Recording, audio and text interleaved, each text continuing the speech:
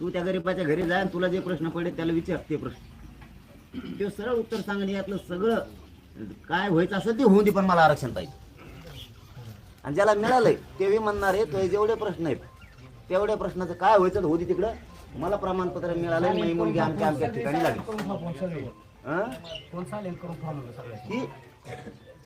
ही भूमिका सरळ मानतोय. बरं हा, आंदोलन सुरू झालं, रक्त माया मराठ्यांनी जाळलं, तेव्हाच बार्शीला मिळालं. म्हणजे बार्शीच्या मराठी त्यात आले, राज्यातल्या मराठ्यांनी माझं रक्त जाळलं, तेव्हा बार्शीला निघालं. आतापर्यंत कम नाही निघालं मग प्रमाणपत्र?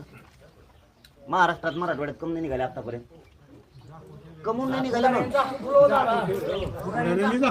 माझ्या विरोधात जायसारखं मी काय केलं? तुमचा फक्त नेता आणि पक्ष जागा झाला, बाकी काही नाही. तुमचा नेता आणि पक्ष जागा झाला, एवढंच तुमचं जागा झाले. तुम्ही इथपर्यंत आलात ते तुम्ही माझ्यावर मर्यादा केली त्याच्याबद्दल खरंच धन्यवाद. मी काय सांगितलं नव्हतं तुम्हाला, काहीच नव्हतं.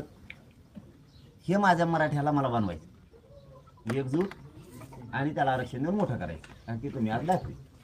आम्ही याच्यातच खुश आहे. या आव्हानं फेवणं सोडो माया पुढे,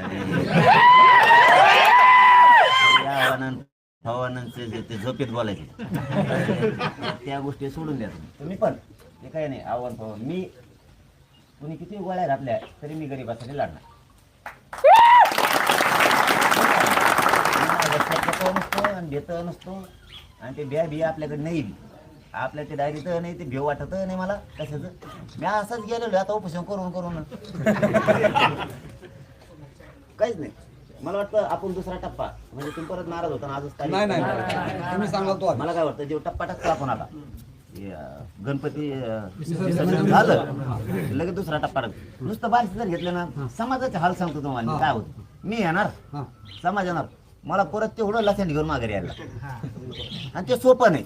कोणाच तरी घरातला माणूस येतो, कोणाच तरी डिझेल लागतंय, पाणी लागतंय, जेवण लागतंय, कोणा तेच तिकडे गेलं ना, इकडं वापस येण्याच्या डिझेलच्या खर्चात पुढं आमचे जवळपास 6 ते 7 बैठका होत्या तालुक्याच्या, तेवढ्या डिझेल मध्ये. तुमच्या सोयीने करा, आम्ही सही कधी पण तयार आहोत. तारीख तुम्ही सांगा, संपला. अशी पद्धत होती.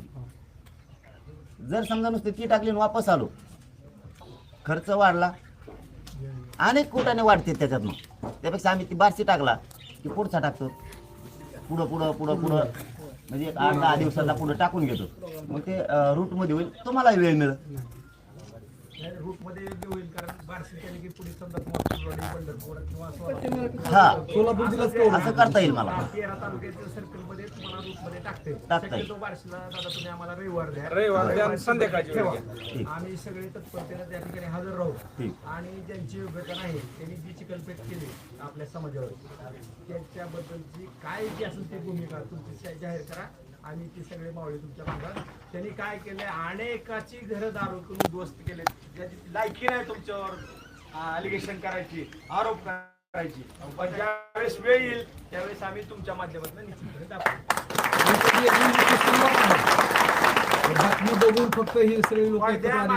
त्याला बोलविता धनी दुसरा आहे. राजकारण बाजूला ठेवू, पण समाजाच्या हितासाठी जी जी माणसं तुमच्या आड येतील नल्ला की तोडला.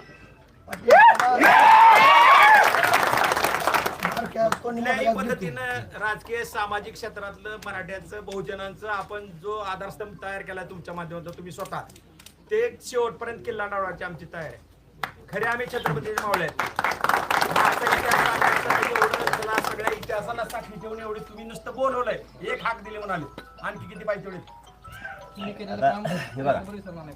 तुम्ही विषय काढला म्हणून नाही, ते विषय मी काढणार नव्हतो, कारण मी गिनीतच नाही.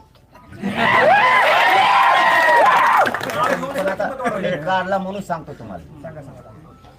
दादा काय देतात राजकारण्यांना आपल्या मराठा समाजाला आरक्षण देता आलं नाही. सगळे माणसं फेल ठरले आयुष्यात. छत्रपती शिवाजी महाराजांनंतर जर मराठा समाजाला न्याय दिला असेल तर फक्त मनोज दादा जरांगे